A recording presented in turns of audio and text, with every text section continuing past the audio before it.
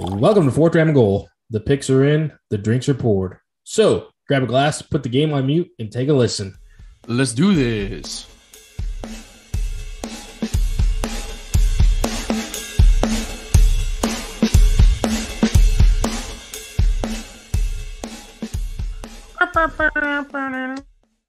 Welcome to Fourth Ram and Goal. I'm your boy Kurt. I've got my partner here, Dick. Say what's up, Dick. What's up, Drammers?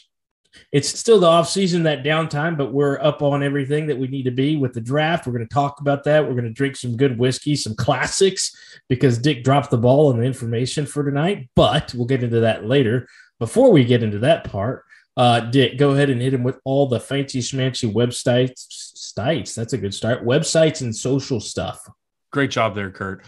All right. Yeah. So Drammers, all the sites that we have are definitely going to be thrown at you right now. So one thing we want to talk to you about is like our need to grow the show. We've actually done a lot of interaction, a little bit of advertising as well for our podcast here lately. And we're getting some great feedback based off those actions. And make sure that you're following us, liking us, subscribing to us at Spotify, YouTube, Apple, Google Podcasts, Audible, Castbox, all that fun stuff. And then don't hesitate to hit us up at fourthramandgoal.com, as well as our email, fourthramandgoal@gmail.com. But as we always say, the best way to really engage with us is on our Instagram at fourthdram. That's 4THDRAM. That's where we have the best following. And I think you can really see Kurt's personality start to come out as he, puts up, I guess it's a Joe Rogan energy drink. I'm not quite sure what that Fantastic Four Loco thing you did was, but. So if that's your way of asking me how my fitness journey and goals are going, yeah, I'm not sure that energy drinks and fitness go love hand in hand. That transition. No. So a couple weeks ago, I was texting you that my hardcore hit it in January kind of hit a speed bump. My body was saying, slow the F down. So I had to get back on that horse again, as you say. Is that because you have a bum knee? Two bum knees and a bad bahack. So I was at HEB and I had seen the Kill Cliff, on Facebook, the advertisements every now and then. And I grabbed a yellow one because I just thought the can was fancy, which usually that's all I need to be sold on. And then I look and there's this figure on there and I'm like, that's Joe Rogan. So sure enough, I grab it thinking it's normal pineapple. Wake up. I've been trying to get up early. As we talked about in the last one, the David Goggins baby steps. Well, getting up early is a huge step for me. And I drank it. And then all of a sudden I'm like, whoa, it's spicy pineapple. Like jalapeno spicy pineapple? Like define it. Like I poured a pineapple soda. I kept a jalapeno in there for maybe 2 minutes, then took it out.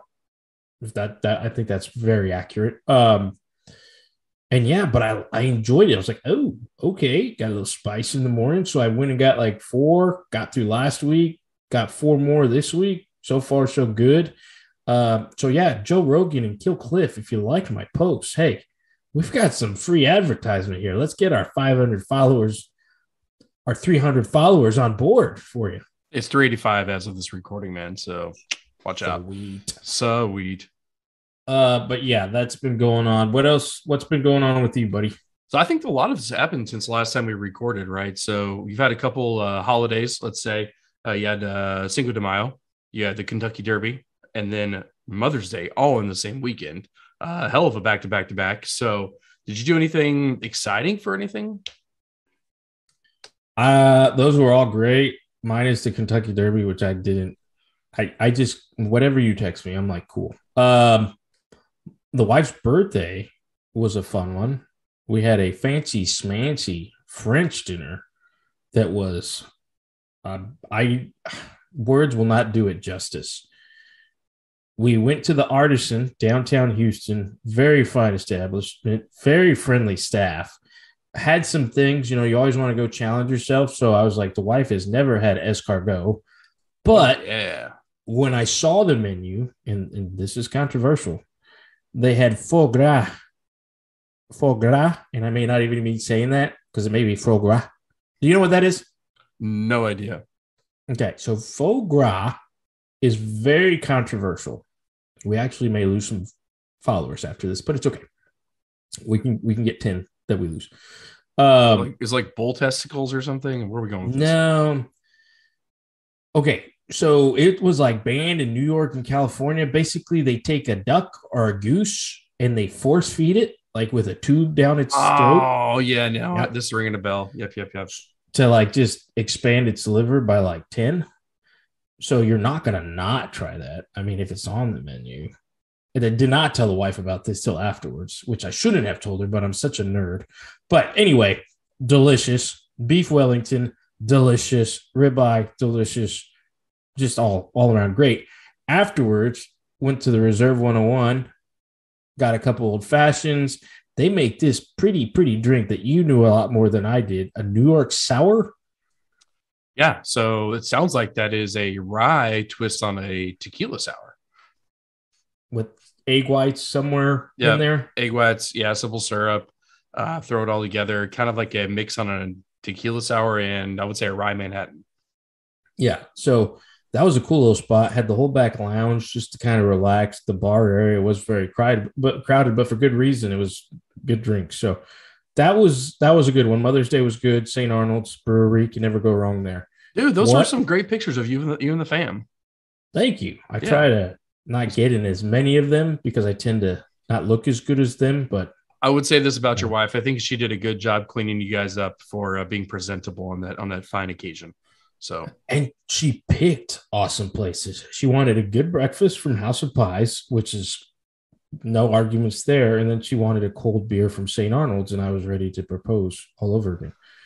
Uh, so overall, good couple weeks. What about you there, buddy? dude, man, it's been great. Like we had a friend come in that was a great time, and then it seems like back to back to back stuff going on. I would say the one thing to call out, Cinco de Mayo was kind of uneventful for us, but I actually really enjoyed the Derby, man. My parents came down. We spent some time together, made some mint juleps for the fam, got nice and schwacy on Saturday, and all together, like I used to not like horse racing, didn't get it, didn't understand it. And I'll be honest, behind the Kentucky Derby and the week leading up to it, don't really follow it a whole lot because it really is a rich white old man sport. That being said, during COVID, my wife and I sat around, had some mint juleps a couple of years ago, and then last year, and now it's more of a tradition this year. And I think we have landed on the fact that this was the 148th. Our goal is to go to the 150th running. So in 2 years, actually go to the Kentucky Derby and wear stupid ass clothes with stupid ass hats and pay a lot of money for overpriced Woodford Reserve mint juleps. That's our goal. So I don't know how it's going to shake out, but that's what we want to do.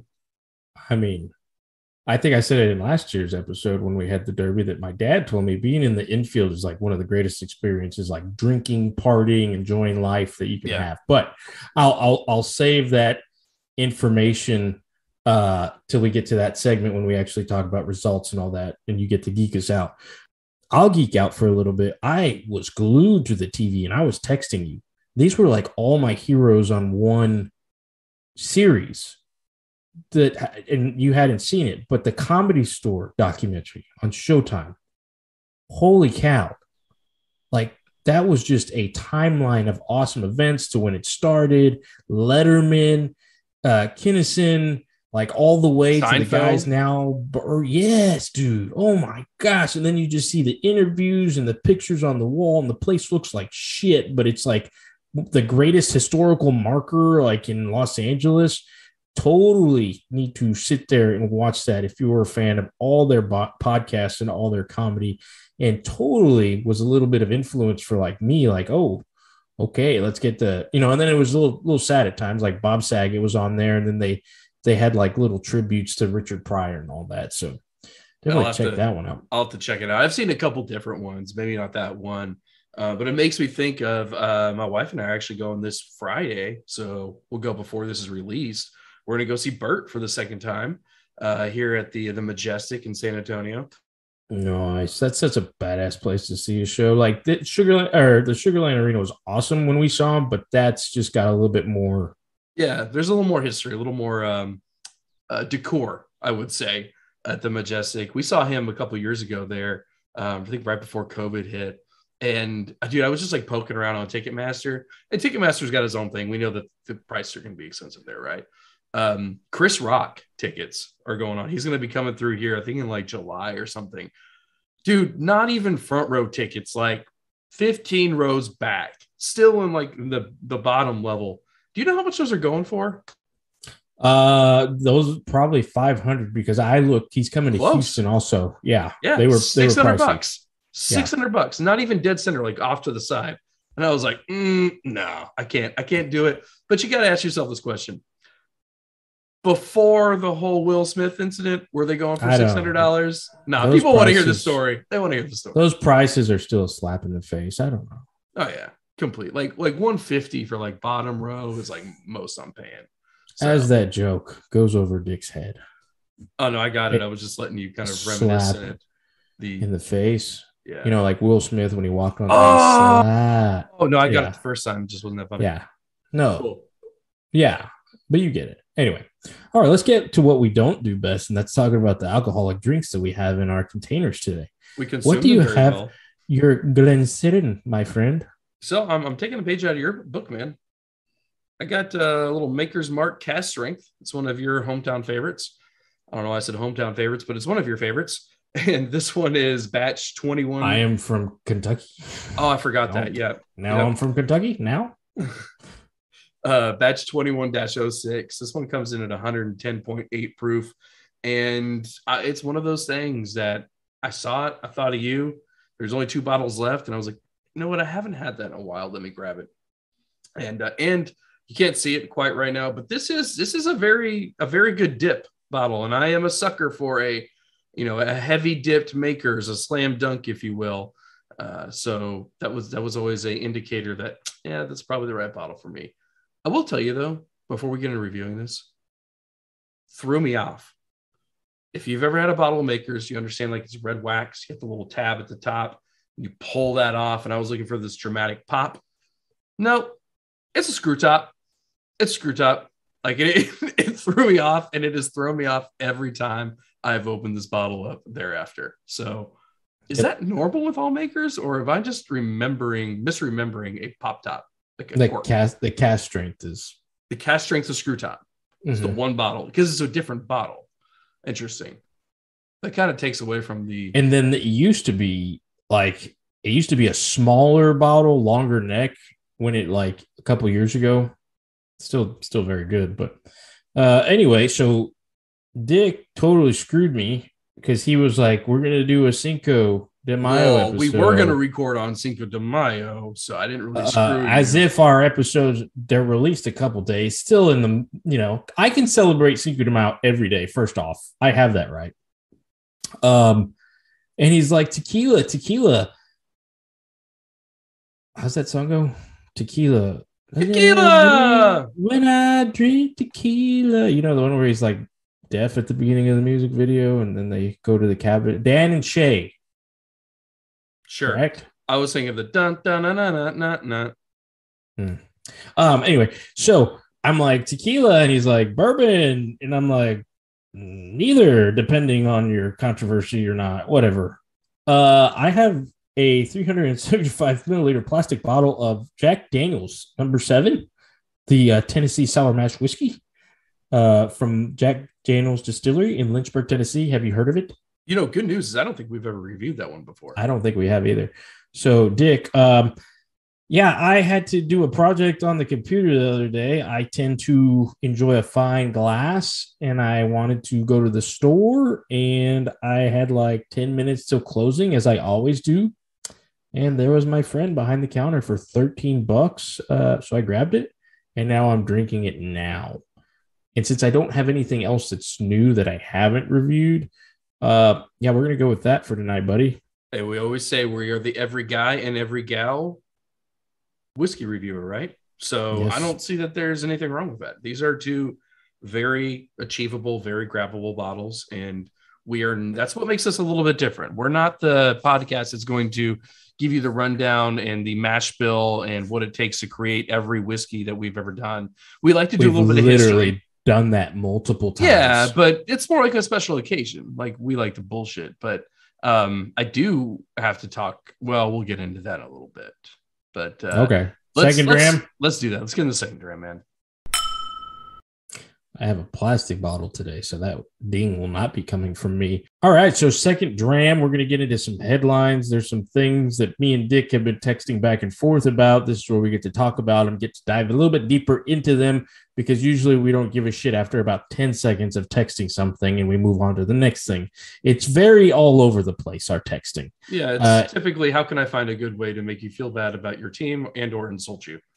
Or like, there's a new story out within like the conversation of the last sports story, so we're done with it, and it gets there. So I love our text conversations; they're very fulfilling for me. Thank you. They're not very productive though when it comes to ending a conversation or making a decision. But I will let you have the floor, because I think this is one of those that I think you texted, and I may not have paid it any attention whatsoever because it was already a thing. But the floor is yours, sir. Well, it was like one of those it was a Twitter post by Brady, and it was a TikTok video where they say, "Tell me a secret." And Brady did like the tuck. And Brady basically said that the tuck rule could have actually been a fumble, which I was like, see, because if you know me, if you've listened to our podcast before, anytime Brady comes up, I have this love-hate relationship with the man. It's always been a fumble. The Raiders should have won that game, which you wouldn't have the Brady legend if they did, but Rich Gannon deserved his shot, and he deserved his shot at a ring, and he didn't get it because of a bullshit call, and Brady finally admitted it. So I feel a little bit vindicated here as an individual, but yeah, that was fun. Okay, so this is where I guess I will chime into this. First off, 90% of the world, except everyone from Boston, knew that was a fumble. Okay. Thus a rule in place. Second, don't give me that Rich Gannon crap. Rich Gannon had a chance, like, was it the year after when they went to Tampa Bay? No, he did. You're right. And their coach poo-pooed the bed and changed like the whole offensive scheme the week before. Wait, you're talking about his name, who shall not be named, who went from the Raiders to Tampa, and then they faced, it was the what's his name bowl that we're not going to talk about. Yeah, but I'm not even talking about him. I'm talking about the Raiders coach who dropped the ball. Like, was it Bill Callahan? Yeah. He like changed the offensive scheme. It's Bill Callahan. What do you expect to happen? But like to the point to where one of the offensive linemen went crazy and disappeared the day of the Super Bowl, like to Mexico. Yeah, and then I will leave it to you on that one. Yeah, and then Tim Brown came out a couple years later and was like, he did that on purpose to suffice Mr. Coach that we will not say. Like, it was a big thing. Like, it was like that week of or the day of, like, oh, you know what? That offense that we've ran all year, it's okay. Let's try this one. And as you can remember from that game, not being so memorable, other than the fact that, like, Jerry Rice, I think, was on the Raiders. That was kind of cool. And Derek Brooks having a hell of a game. Derek Brooks had like a pick six, didn't he, or something? Yeah. Yeah. And then he won MVP that year. And then that coach on the sideline that we will not say going, yeah. And then he's mercilessly snapping everybody. Yeah. As long as he wasn't emailing anybody. But all right. So are we done? It was a fumble. It was a fumble. But okay. I think honestly, the real Brady news that came out recently or today was the 307. Brady does not fumble the ball is when it comes to his business. Like, holy cow. Didn't we talk about Romo getting like 160 million or something like that contract a while back? It was something stupid.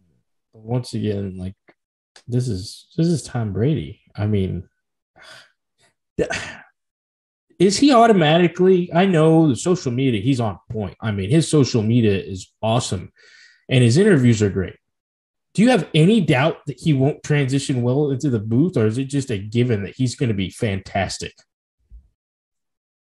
I don't know that there's any question whether he'll be fantastic to watch, I think you have to ask yourself this question is whether or not he's going to, fit with the crew, if you will. Like, I don't have a problem giving Tony Romo $160 million or whatever it was, because you've let him run a couple years and how he kind of interacts, you see what he calls out. But I haven't had a whole lot of like Brady video to watch of him breaking down a play-by-play and interacting and giving, insightful details and isms, if you will. The one thing that worries me about Brady is he's so damn competitive. Like, I can picture him like, God damn it, that's not how you do it. And him like leaving the booth and going down to the field and saying, just give me the damn huddle. Like, no, you're right. That's what I'm saying. Like, you knew Romo was done, and Romo he has a flair to him. He's a better announcer than he ever was a football player. I think we can all agree on that. But Brady to your point, he's Brady. Like, can you picture him like looking over at like Al Michaels and be like, just shut the fuck up, Al? That's what I'm saying. I've got this, and it's I don't know. You can have the best quarterback on the field, but if none of his team likes him, or you can have the best analyst in a room, but if he doesn't get along with his team, or think about any work situation, right? You could be the best one at something, but if you don't vibe or work well with others, it's a risk, man. It's a risk. I don't know. I think there's a little difference between being in the booth and being like, I don't know, the guys in the mail room or something from Elf. There's going to be some differences there in how things are handled. I don't know. Maybe. Anyway, so enough about Brady, as if he doesn't get enough damn attention. He gets more attention from us than he gives his own kids. So let's move on to the next thing. Giselle's listening. Watch out. All right. So NBA playoffs, man. Admittedly, that has not been my top priority. What have been your thoughts like so far? Have you been watching a lot? Do you have any hot takes?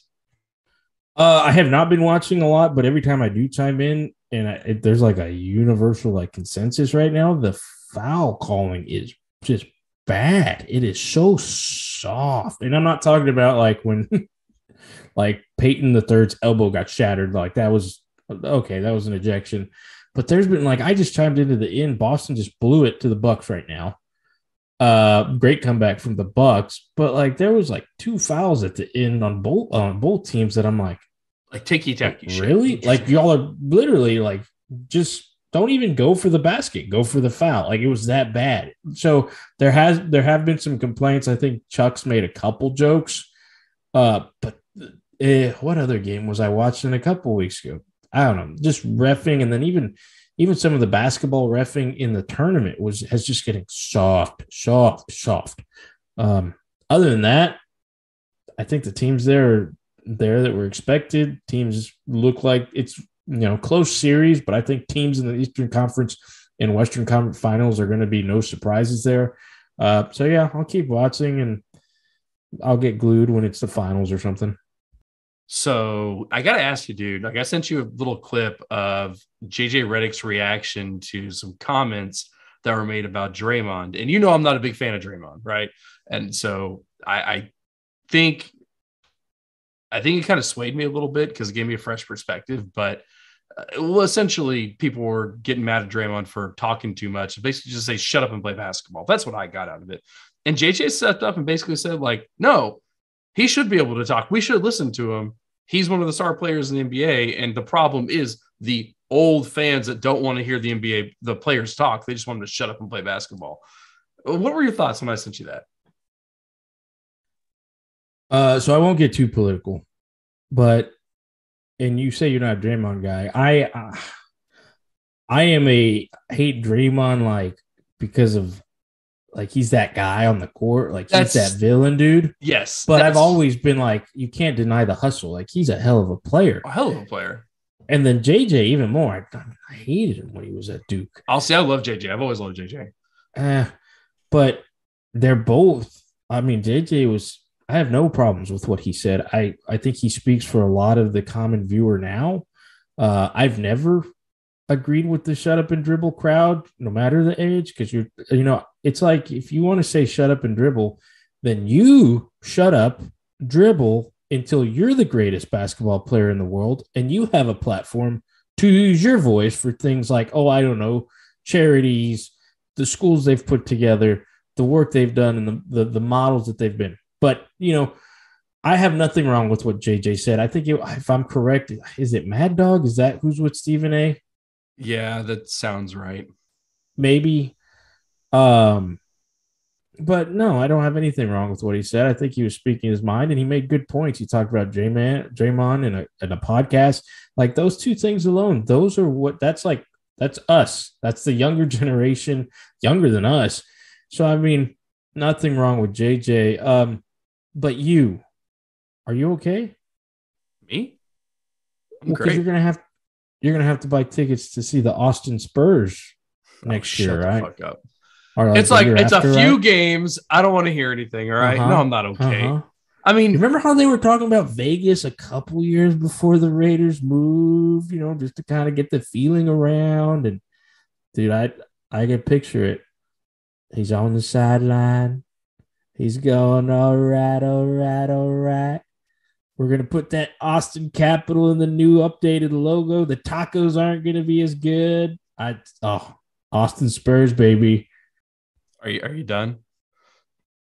I know you're contemplating it Well, because no. I I know. mean, I can't sit there and say it's not a concern. It's always a concern, right? I mean, Houston had a team ripped out of their hands once already. Who said it can't happen again? Um, the Spurs, it's always going to be this market, right? It's always a B-level market. San Antonio loves them, but they don't get the national attention, especially when we're not winning.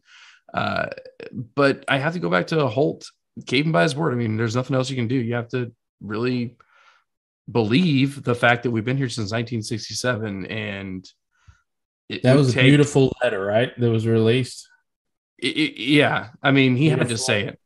Like not overdoing it, like he's like really paranoid that people are Okay, gonna all right, really calm see. calm down. And then you've got Elon, who's probably asking how much it is to buy the team right now because he's in Austin. That's okay. That's fair. That's I fair. mean, there are If some Elon, things if there. Elon and Joe Rogan want to go in together and buy the Spurs and move them, I'm not gonna be mad. Like that's whatever. I think the entire city of San Antonio would revolt against the Holt family and everything else they own. But I mean, This is absolutely not a thing. This will not happen. I just had to. but I'm think not going about to this. lose Like, them. well, here, throw it this way. Like Austin's blown up. We all know that, right? But on the flip side, Austin's blowing up. That means land is stupid effing expensive. And if you've been to Austin lately, they don't have an arena for this. They'd have to build a new freaking They arena. just built the arena. That Where? was part of where UT's playing now. The new arena that Matthew McConaughey had that That's a college cringeworthy. arena. Like he was okay. Well, let's be honest here. It's not the AT&T Center. How big is that one? Like The AT&T Center, it's 35,000, I believe. eh, maybe I don't know, but yeah, there was a cringeworthy video out there of like all right, all right, all right, trying to pump up like the UT crowd to get them hooked on the new arena. Oh, you just saw the pictures of it online. Oh no, I And just I looked could up the see. AT&T. It's 18,581. So it's not nearly as Oh big as I man. thought it was. Okay, so look up new UT basketball arena seating. And then my conspiracy theory will really start taking shape. And I'm going to be hounding you for it for the next 2 years until they become the Austin Spurs. All right, so it's 15,000. So Okay. it's just as big, if not smaller. Okay. Well, I'm just saying, sleep well, my friend. I will. I'll be right. Know the ghost of David Robinson is walking around the still alive. Well, you let me finish his jersey. You know what I mean? Anyway, all right. Well, you want to get into your Kentucky Derby spiel? Yeah, man. I think this is worth stating here. If you've listened to us before, Kentucky Derby, if you watched it, probably don't have a huge Derby following, but I really enjoy it. It's a good excuse to drink all day and basically drink for 6 hours to watch one race. That's what you do. And when is that never not a fun time? Rich Strike won 80-1 odds. I think I'm going to just start betting on horse races now, just putting 10, 20 bucks down on the lowest odds. Like, why not? And then this is the cool part. This horse was actually bred at Calumet Farms, which if you go back to episode 27, I talk about Brad Kelly, the owner of Calumet Farms, and his direct ties to what two whiskeys? What is Calumet? That is correct. 50% credit to you. And the other half is Sam Houston. So the circle has come full circle, if you will. The moon is full. The eclipse is nigh. We called it. We knew that our bourbon drinking days would leave us to some sort of prophecy, and we just didn't capitalize it, unfortunately. But if you're our listeners and you did, we expect a 50-50 split on that. So just Venmo, Cash App, Fourth Ram. We'll make sure to confirm that we got it. Okay. I can chime in with two things. I heard it was an epic comeback. Something about there was a video circulating of how far he came from behind. Is that correct? Dude, yeah, like this horse starting the back-to-back. He's probably like, they came around the first corner. He's like second or third. He wasn't Toby Maguire. Back of the pack. Yeah, sure. Okay. We got to go. When he hit it, when he was coming like in finishing, I've never seen a horse, and I'm not an expert horse race watcher. When he goes, see you later. But yeah, but he was still gaining as they crossed the finish line. Like that horse was just so much faster than the other ones in the last stretch. The last 100 yards were insane. But dude, I gotta get it. Like if I had it, like Brad Kelly's worth $2.7 billion. If I had $2.7 billion, I'd probably have a yacht or two. And I'd probably be buying some, $20 million, $100 million horses and seeing, fuck it. Let's see what happens. So he had 1 horsepower, right? Is that how that works? Actually, a horsepower is a direct representation of how many horses can lift 100 pounds for over 100 feet, how fast that is off of a pulley. So he was 1 horse. He was 1 horse. He's actually negative horsepower because he had a man on top of him. A very small man, but a man. It usually is a negative. Okay. So, and then the second thing was I saw some like video, you were saying old people. I don't know. I think like everything else, whiskey used to be an old person's thing. There's a lot of things going on. Horse betting may be it, because they showed a video of some college kid who slapped like $3 on the table and walked out of there with $258, which to a college kid, most epic bet ever. First off, he's going to the first bar he can in where's the Kentucky Derby? Louisville? Churchill Downs. Which is in Louisville. So he's going to the first bar, probably goes to Louisville, going to a Louisville bar. He's going to spend all that within a minute because he's going to be so pumped. But if he was smart, that's a couple dollar nights. That'd get him through 2 or 3 weeks. But as we know, he's on cloud 9. He's probably going to have some drinks bought for him. That is the good thing he has going for him. He's probably going to get a lady or two. This is me on my viral video. They're going to make bad decisions, totally regret it because they realized that it was only $258. But I'm not going to set this guy's life for him in motion. I'm just going to say what I need to say and move on. Nose of our glass.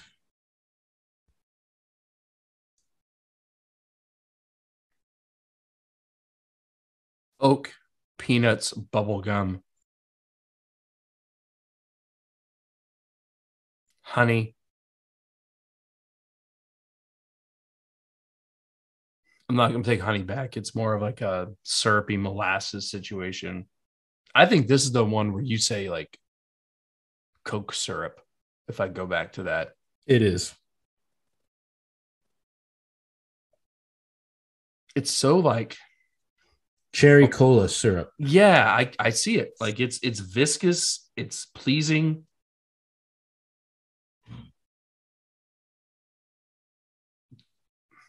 This could be one of my favorite bourbon candles. Solid A. I like it. I'm getting Sinatra, Dean Martin. It's a lot of must. Lots of mistakes. Is that Jack Daniels does taste like, or actually smells like college. It smells like a lot of cheap bar rooms. Smells like $258 worth of mistakes. You know, Jack Daniels is one of those pretty consistent. You could easily identify it, but it's always that little toasted oak with peanuts. I'm actually getting a little tiny hint of like toasted cherry, which I've called out before on others.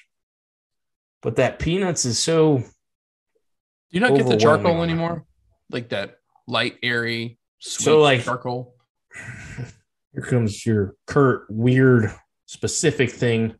You got the barbecue pit going. You got the charcoal and the wood chips kind of going together a little bit. Getting a little bit of that, but that cherry is actually sticking out more today, which there's nothing wrong with that at all. Now, the problem with Jack Daniels, like I think Jim Beam too, the problem is when you finish the glass and you don't clean it and you just let it sit there and it just has that stank layer like caked on it. That's when you don't. the brown dot at the bottom. But like these ones leave like a good little layer. That's when you're not a fan. But B, a good old B. If you take the memories, if you take the times we've spent together and the classic smell of Jack Daniels that's given millions of men courage throughout the year, it is a solid B. All that has to go into making it a B. Okay. Gotcha. All right. No. With that, it would be an A+. Okay. You got to take the emotional aspect out of it, and it's a B. Dude, I don't think you can ever take the emotion out of whiskey, but fair point. Okay. Let's get into third dram then. All right. So let's get into third dram. The meat and potatoes of tonight's show. The draft happened about a week and a half ago, but it's still the off season. Still nothing major. The trades kind of settled down. The last big one, A.J. Brown that night from the Titans to the Eagles. Don't got to say too much about that one. Obviously, a big win for the Eagles. Big loss for the Titans. Yeah, Tannehill had some things to say about it. He also had some things to say about Malik Willis in that draft, but we'll talk about that when we get to the fourth dram. I don't know what you're talking about. I don't think he had a whole lot to say there. He had something to say. But yeah, let's talk about the winners who we thought had a good draft, and we'll take it from there. Right on, Kurt. So I want to get your perspective first. Who do you think was your number one winner? Honestly, I think it was a New York night. I mean, everyone has said it. The Giants and the Jets had a great draft.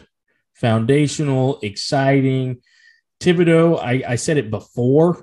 He was the guy. And then even seeing him get picked by the Giants, I was like, oh, crap. I hope the Texans aren't regretting that. I mean, he just looked pumped. He's looking good in that giant blue. And then the O-lineman, Neal, I mean, that dude's just a beast. So those were two great pickups to start for them. And it pains me to say it, but yeah, the Giants had a hell of a draft. Now, it's interesting for the Jets because to me, they're going to be connected to the Texans for the next couple of years. They took Sauce, which I had texted you. I really, really wanted him. Okay. Texans pass on him. They take Sauce at 4. Sauce is starting now. He's going to be a game changer now. There's no, let's let him build. He's going to go out there and he's going to cover. They got the wide receiver Wilson as their next pick, one of those big wide receiver names out there. Zach Wilson's going to enjoy that. Throw the ball up there, go get it. They got the edge rusher Johnson at the end from Florida State, stealing the first round. He was the biggest, other than the quarterbacks. Why did he drop so far? And then the one that they snuck in there, and I will never know. Of course, they may never say unless they're Jerry Jones at the podium holding the paper up. They went in and took Breece Hall right before the Texans, and I was really looking forward to that. Texans made it up a little bit as the draft went on, but that was a sneaky way to get right in there and take them. So with the Sauce and the Hall, I'll be watching them closely to see what did the Texans possibly miss out on. And then Hamilton slipped all the way, and he's another one that the Texans could have taken, but they decided to make a trade. So the Ravens got in there at 14 and took Hamilton, which is going to be a huge jersey seller. He's going to go perfect with that defense, and I don't know if there's a better fit in the first round. other than that. I remember when we were watching it live and we were texting each other and you're like, what? Why did you trade it? But I mean, yeah, they got something for it. So we'll get to the Texans later, but I knew you at the moment. You were like, what? And this is the time that I will wave the white flag. I will admit defeat. You did call it that the quarterbacks were going to drop, including the one who I thought like the pot was hot. People were all excited. I thought he was going to be top 10 for sure. And it did turn out to be all talk. So I will say, Dick, you did edge me on that one. It was not a quarterback. I thought teams were going to get quarterback hungry as always. But no, teams stuck to their guns, man, and they just held off. And it was like, who's going to take the next guy after Pickett? And teams weren't bluffing.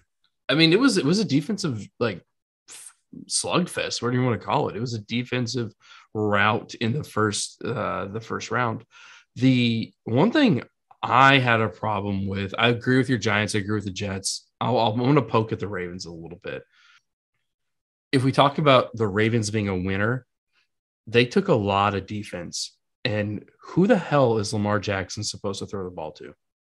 Andrews on every play? Hollywood Brown's gone. Yeah, was that a draft day trade? I think so. Yeah, it was right before. So that was another one the last. But I saw a couple memes, and it's like Lamar Jackson sitting there going, "Does anybody ask me anything?"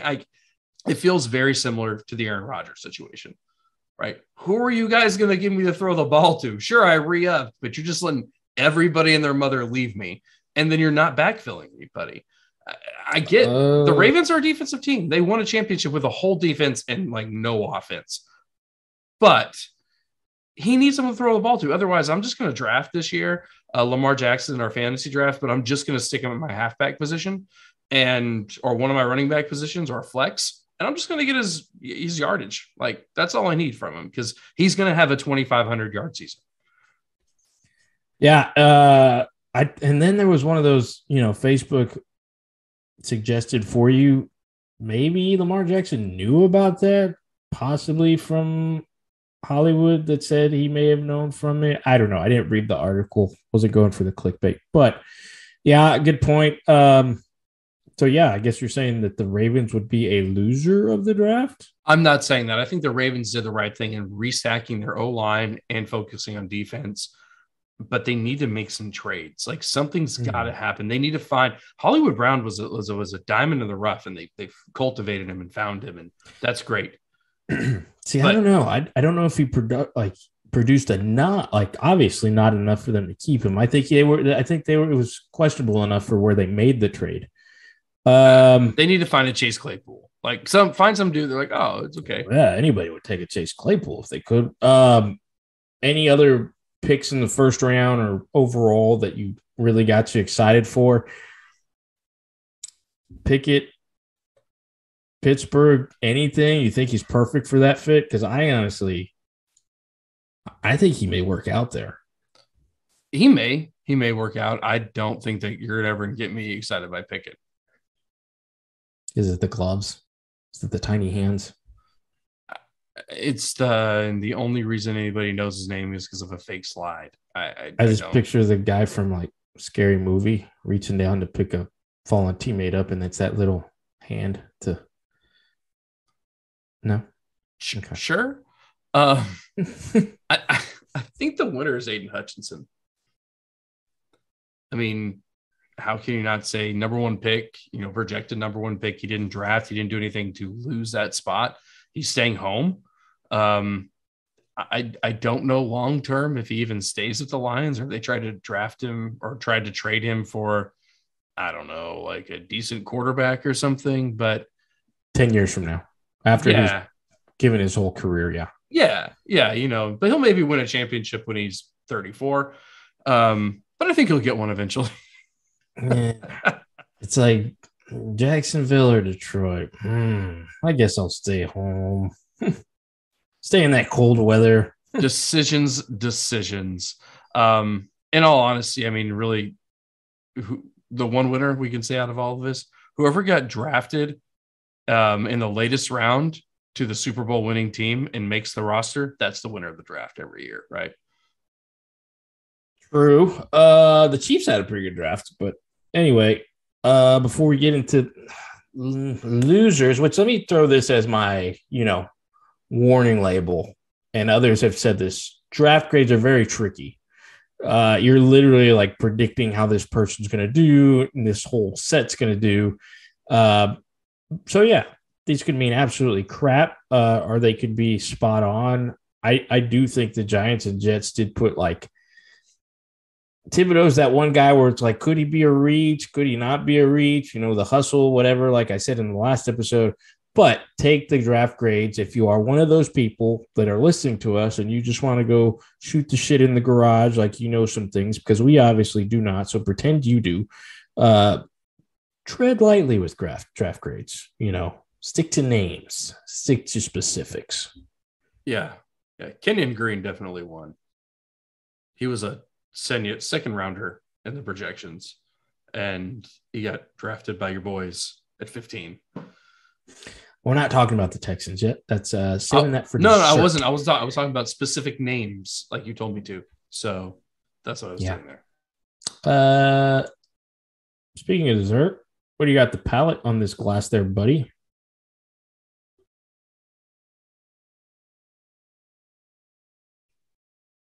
So I think it's like the maker's traits. Maker's never drinks as proofy as it shows on the bottle.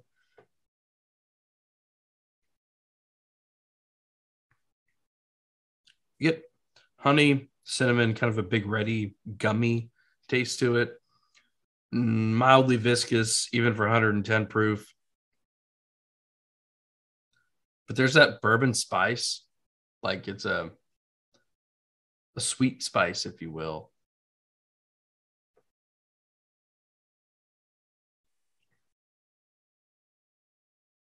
You just can't be mad at this. It's not the best tasting whiskey I've ever had. Grade-wise, I'd probably give it a B to B+. Love that bottle. So was Jack Daniels the one that I've always said it just feels like you're licking the inside of the toasted barrel?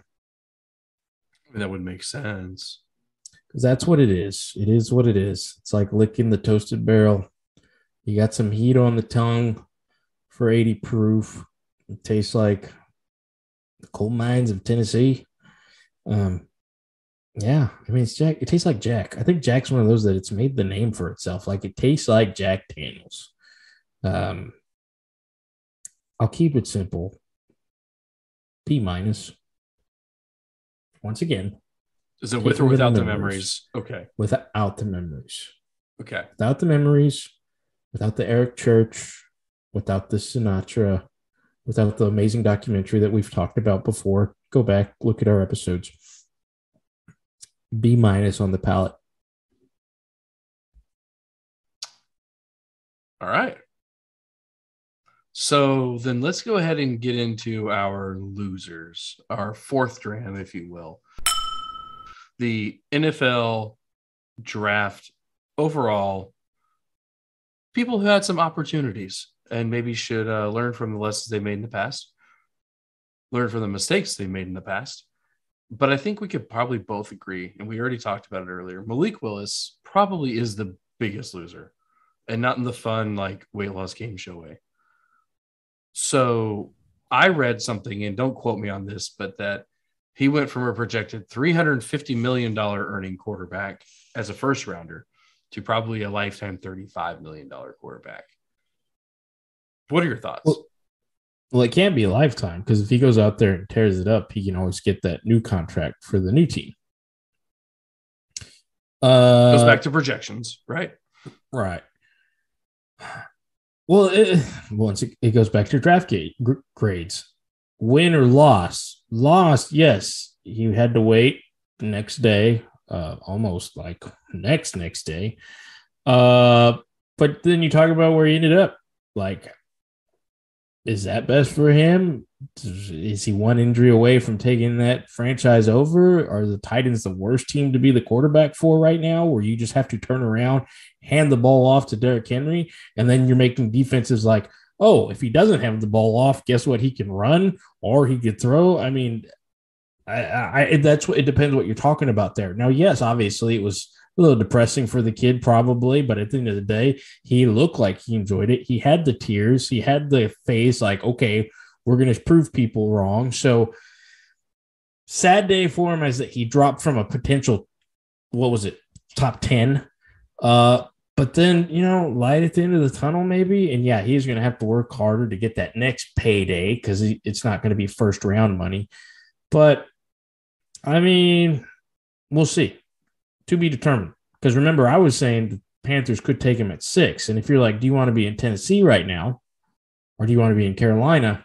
Now, your boy Tannehill. What? Okay, let me ask you this. Because this is a good question.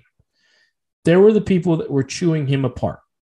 Because he said, I'm here to compete with him. I'm not here to mentor him. There would be some that would say that's a winner's attitude. Like, yeah, cool. Why would you want to? And then what they did was they took the clip, but what they didn't finish it off is he does say that if he does learn things from him, great. Right. Very similar to, Brett Favre kind of did the same thing, right? Like, I'm not here to babysit. I'm not here to coach. Like, so what's your perspective on it? So I would say this, when you talk about Malik Willis being unlucky, we're talking about $350 million projected lifetime earnings versus $35 million by dropping that far. But to your point, 100 completely agree. He could take over a franchise with a break of a leg. Tom Brady did it, right? It's not unheard of. He could be making $375 million off of a contract that is yet to be started. 0.05 to 0.08% of high school players make it to the NFL. Like, that is ridiculous. The fact that he made it this far on his own earnings, playing at Liberty of all places and getting drafted in the NFL. You remember the last Liberty player that got drafted? I think it was the Liberty Bell, Philadelphia. Yeah, I think that's exactly what it was. I really don't even know because I'm not even going to spend the time to look it up, is what I'm getting at. Like, that's a huge accomplishment. So when you say, does Ryan Tannehill have a requirement to train him? No, I don't think he does. But I don't think he needs to, right? I think when you talk about Malik, I think you're looking at a kid who obviously has beaten the odds at every turn from the standpoint of like percentage wise. And if he's going to make it, it's not going to be because Ryan Tannehill mentored him. Tannehill's an Aggie. Love the dude. I think he's performed leaps and bounds over any expectations anybody had for him. He played wide receiver, for God's sakes, until his senior or junior year of college. He was actually a backup quarterback, right? So dude can beat the odds, but I don't think he's probably the best mentor that Malik needs to become successful in the NFL. I guess that's what I'm driving at is who fucking cares? I like it. You ended that perfectly. I like that. Who cares? Regardless, I don't think Tannehill should have been. He got too much attention for it, is what I'm saying. I agree with you. Because everybody wants a soundbite. Right. And then, like I said, it's hard to say draft losers because these guys can go on to do great things. So what I do is I take the perspective, I see what social media is saying, and I do have, as we know, where we live, a high number of Cowboy fans on our social media, especially Facebook, people that I can call, text whenever I want, get some insight. Tyler Smith was not a sexy pick for the Dallas Cowboys. I don't even think it was who they wanted to be on the line. We get it. They need to revamp the line. That was the bread and butter a couple of years ago when they made that run. It wasn't an exciting pick. The Cowboys front office, I think they thought they were drafting Tyrone Smith 2.0. I think that's what they thought his name was, and that's why they drafted him. Possibly. Jerry's had a rough week. He put his draft card on, and then he got in a T-bone wreck. So, yeah. But there was even like, okay, so we're totally just giving up because we didn't do anything in free agency, and then we didn't go out there and get a big name, which, like I said, this guy can be the foundation to the O-line in a couple of years. You don't know. I don't know what you're talking about, dude. They got a 3rd-round wide receiver and a 4th-round tight end. Those are definitely going to be playmakers in 10 years. Well, Texans did something very similar. So, Patriots were another ones that get chewed up. The only reason I bring that up because it's like, do you insult Bill Belichick at this point? Because they took an old. I don't know if that was like a real question or not. They were like, really, like, who are these guys? But that's how Bill Belichick has built his career, with who are these guys' names. So I tossed them in here just because, like I said, I'm going off of the reactions I got. So this is what I got to talk about. But yeah, from what I'm seeing, losers with a question mark, just kind of what we've gotten from negative feedback. Would you like to chime in, or do you want me to go into how my Texans did in the draft? No, I want to set you up for this because this is the transition period for you listen to Jake as a fan, right? And I think if you live in Texas, you listen to us. We look at like the percentage and the geographical representation of most of our listeners, and a high percentage of y'all are in Texas, California. I don't know why the California comes through, but whatever. Texas specifically, like, this is where I'm at mentally. I've always said I'm a resentful Cowboys fan, and I really am. I love the franchise because that's what I grew up with. You know, I miss the Troy Aikman days. I miss the Romo days when we all thought we had a chance. But this draft for me was just another nail in the already buried coffin that the Jones family, as long as they are in charge, are never going to have the Cowboys' true best interest ahead of them, because as much as Jerry likes to be king of the NFL, you know, the king of the GMs, he's not good at this. He's not good at it. He fired like one of the winningest head coaches to replace him with who? A guy that won a Super Bowl with the previous guy's team. Yeah, exactly. All right, Jimmy Johnson. All right, cool. And who did he fire Jimmy Johnson for? Barry Switzer. Mm-hmm. And after that? Was it Dan Campbell? Exactly. Barry Switzer was only like important because of Oklahoma, right? So I guess what I'm getting at is I really don't believe that as long as the Jones family is either in charge or owns or is making decisions for the Cowboys, that they're going to have a shot in hell. So what I'm getting at in my setup for you is, Kurt, do you know what I bought last week? I mean, you already know what I bought, but you buy a lot of things. You like to brag. I don't like to brag. I like to. I was like, hey, I bought this expensive thing, man. It's called retail therapy. Thank you. Okay. I bought my first piece of Texan swag. I bought a hat. That hat was swag. I loved it. Mm-hmm. And that's it. We're going to a game next year because I am going to buy a replacement jersey this year, and I'm going to tell you who it's going to be. Wait, is it a replacement, or do you get a 1-for-1 switch out? I wish they would do that. They really should do that. I mean, I don't see the problem. I don't either. Get a line going. Just switch them out. We deserve it. Just poke some holes in it. It'd be good to go. I've said good things and I've said bad things about Jerry Jones. I mean, he's put good teams on this, the field, obviously, throughout the years. T.O., Dion, Primetime, he put that little crew together at the beginning. It's been a while. But then does that fall back into the realistic expectations? It's hard to win a Super Bowl. And yes, when you win that many, it seems easy. But anyway, But here's the thing: it's like Jerry Jones talks too much shit to be as shitty as he is. Is it Jerry or is it the Cowboy fans? Oh no, dude! The Cowboy fans feed off of Jerry. Jerry gets up and there, I'm going to mark it right now. The schedules get released. You know who has the weakest schedule during the regular season? The Cowboys. So what's going to happen?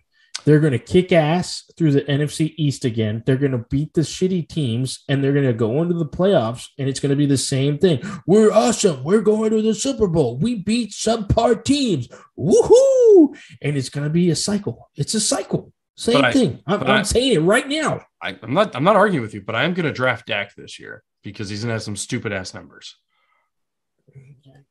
Yeah, I mean, look at the teams he's playing against. I mean, but it's bad when people are already questioning, like, hey, are the Eagles going to compete against the Cowboys in the NFC East? Okay, so I'll go across and stick with the hometown. The consensus was a B+. Do draft grades mean anything? Who knows? In 10 years, they do. In 2 years, if you're the Bengals. So I said I didn't want any reaches. I wanted some safe picks. For the most part, the Texans did do that. I'm going to break them down because I was glued to the draft. They had to pick the one guy at number 3. They just had to do it because the Texans wouldn't. They couldn't just Thibodeau. I would have been fist pumping. Sauce. I would have been fist pumping. Like I was. They had to pick the one guy that made me go. I texted you. I was like, if they take Stingley, I'm gonna have to take a lap, but it's gonna be like a. Damn it! Like why did they do that to me? Like I wasn't pissed. I was optimistic, but they just couldn't. They had to do that to me. Like he was a stud. He can be a stud. But could they have gotten him at 15 or 13 or whatever we thought they had? No. Okay. No, I don't think so. So, yeah, they had to do that to me. Kenyon Green, once again, they don't get Hamilton. And then I'm like, but we need help on the O-line. So they take him, and it's like, so I don't know. So I will say this. Like, I watched Kenyon Green play for 4 years as an A&M fan, like watched every game. The dude is solid, but here's the thing. He's a B+ lineman, but he can play every position. He can play center. I've seen him play guard. I've seen him play tackle. The dude is versatile as hell. And that's what I'll say. The Texans did fit the needs that they needed. Yeah. And it's like, so like, yes, he may have been like the 25th ranked guy on some guy's board, but what did the Texans need? Yeah. And then you start playing that game. They could have got Sauce at 3, and then they could have got an O-lineman. But then it's like, Derek Stingley could be a dude. Green's going to be a dude. And then, it started getting a little bit, Baylor safety is exciting. Michi, I don't hate it. He was a great player before the knee injury. Like, they just made all these picks that make you go, okay. Mark my words. I feel like Mechie is going to be, I feel like he's going to be a dude. I really do. That's the thing. They have a lot of guys. He should have been if he had been healthy, he'd been a first rounder. Yeah, but that was my whole reaction. Like I wasn't disappointed, but then it's like, okay, so if you do 2 things, if you take Sauce at 3 instead, and if you take Spiller over Pierce, like I think I'm like, oh hell yeah. But I'm still like, oh hell yeah, but because Pierce, I was texting you right before. I'm watching films of Spiller and Pierce the night before, and I'm going back and forth like, oh, because we had like the second pick or the third pick to start the second day or third day. And I'm like, I want one of these guys, but and then that video of Pierce just helmet coming off and him still going to the end zone just gets me jacked to shit. So I was like, I want that guy. But then I'm like, oh, Spiller was pretty solid at A&M for all those years. So it was just one of those drafts where you're just like, yeah, but I am excited. A lot of these guys you're going to see on the field, they're going to get a lot of time in the preseason, and they're going to get a lot of time in this first year. And so far, even though there is still like every 10th website, there is still a Baker to the Texans possible mention. They've yet to mess with Davis Mills. Let him do his thing. Let Michi be healthy. Let's see how that goes. Let's see what Pierce does. And yeah, there's excitement there. I don't think you're giving yourself enough credit. Like you made the decisions, but do you know what I just looked at? I'm like looking at this and I was like, man, there's a theme here. 66% Do you know what 66% of these players have something in For the common? Texans, Yep. there's two things they have in common. They were all almost like SEC heavy, and That's they're what I was all. That's what I was Well, gonna that was say. the funny thing. Like They're 66% SEC, of them are SEC players. and like Starters. 3 of them are from Houston, maybe 4.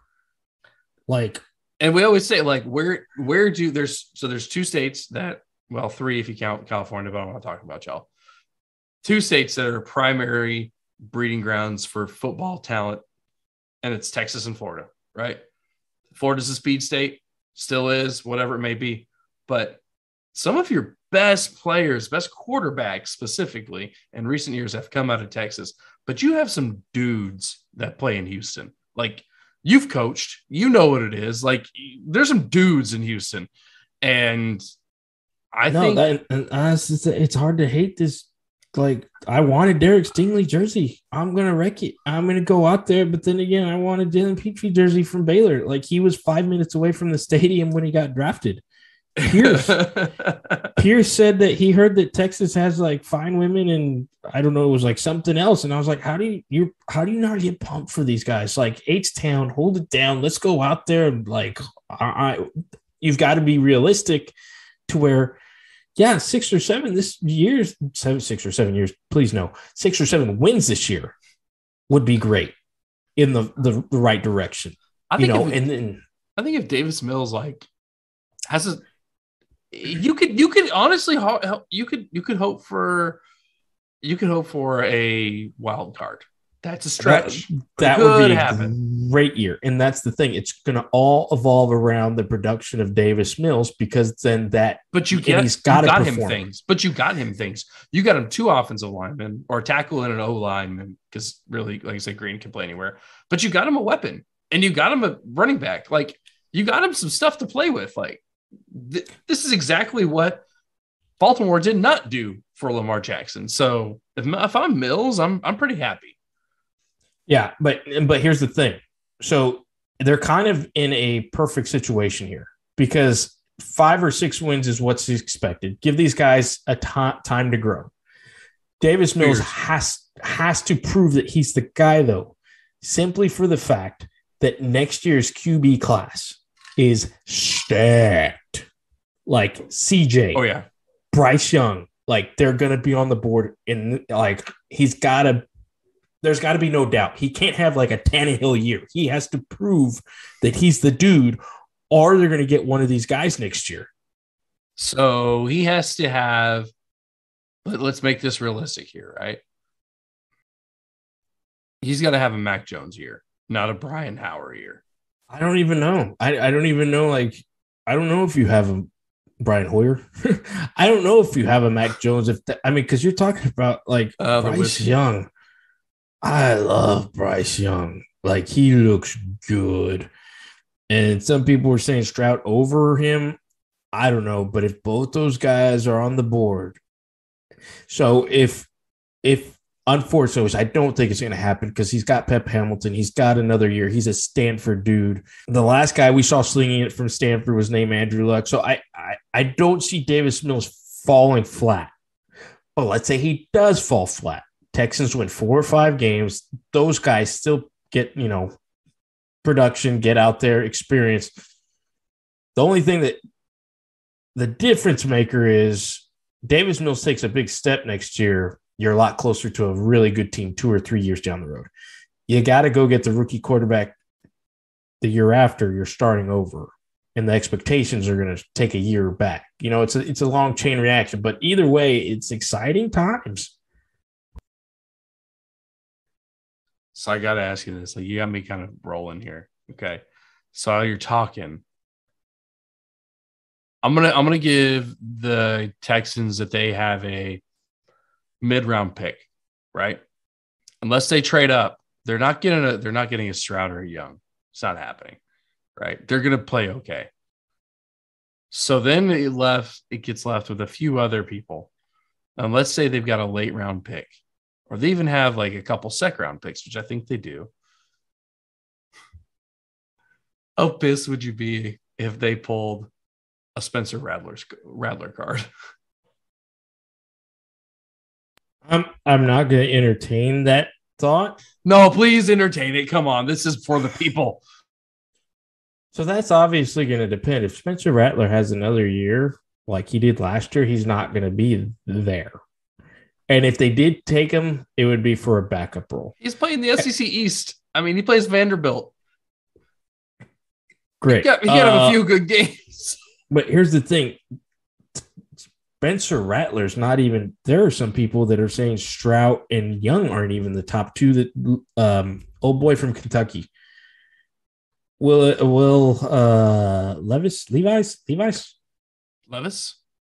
Is it Levis? I have no idea. Oh, Will Levis.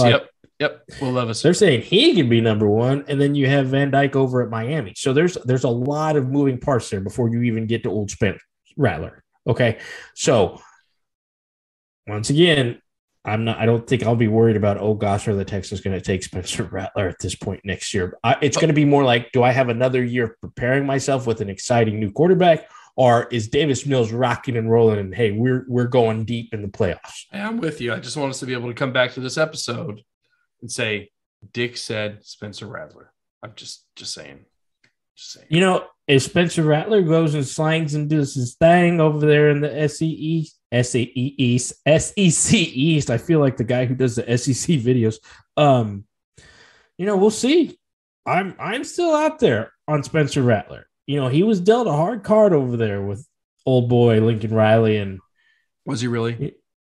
Yeah, maybe not. Maybe I'm just giving my hopes prepared to have something to throw in your face when it does happen. He had an offense that produced back-to-back Heisman winners.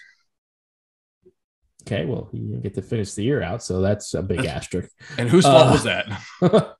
Some guy by the name of Caleb Williams, who doesn't even play there anymore.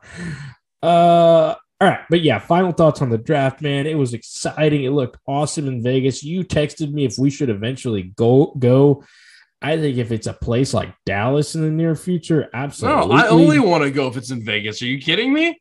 Yeah, you're right. You're right. Miami? I would like to go. Miami sounds fun. We should call Will while we're down there. Smith? Oh, yeah. Sorry.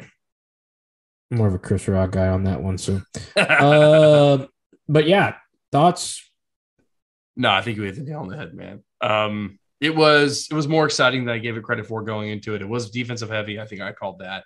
The quarterbacks did drop, but all in all, I mean, the vibe was good. I watched it. So I felt, I felt entertained. Are you not entertained? I was. I am now. Why don't you go ahead and entertain me with the overall rating of that glass that I've had nothing to say but good things. A minus. I like it. I mean, I like it. It smells, the smell beats the taste. The taste is not bad. It's an experience. It's a beautiful bottle. A minus. Why could you not? In the price point too. Like, you can't say no to makers at the price point. It's $45, $50. The cast rate's not. The cast rate's like what, 35? Oh yeah. Because it's a smaller bottle, right? It's a 750. No. 750. Oh, okay. Yeah. I'm just gonna give Jack a B+. I love it.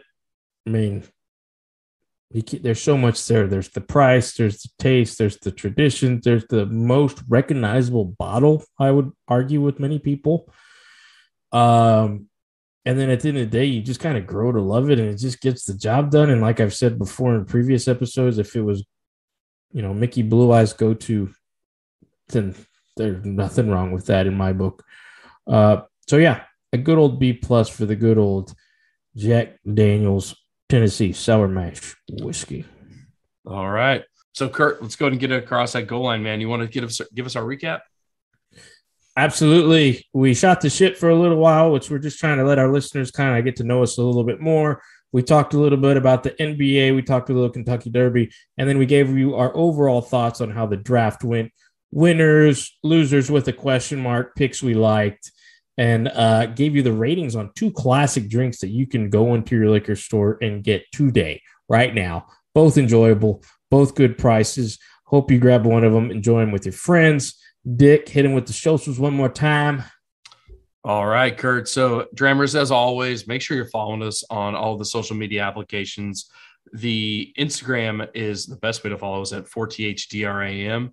And make sure you, like, subscribe, all that fun stuff on all of your favorite podcast streaming apps, as well as YouTube. But for podcasts, we're on Apple Podcasts, Spotify, Google Podcasts, Audible, Castbox, et cetera, et cetera. Pretty much anywhere you can think to look something up, just Google it and you'll know a little bit about us. But I think the most important thing to really hammer home here is make sure you're telling your friends about us. We want to grow the show. We enjoy interacting with you. We want to, have conversations with our listeners, and we want to know what you're feeling. So tell your friends about us. Send us an email at fourthramandgoal@gmail.com.